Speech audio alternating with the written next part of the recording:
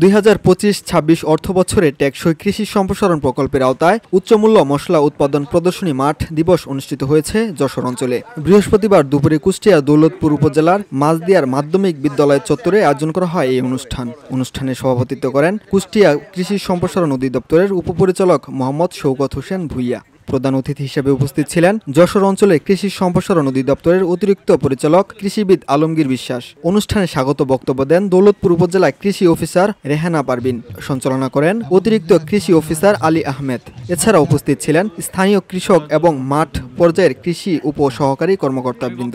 অনুষ্ঠানের আগে সকালে খলিশা কুন্ডি এলাকায় কৃষক আনিসুর রহমান ও মোনাজাত আলী এর গ্রীষ্মকালীন পেঁয়াজ এন্ড 53 ক্ষেত পরিদর্শন করেন কর্মকর্তারা।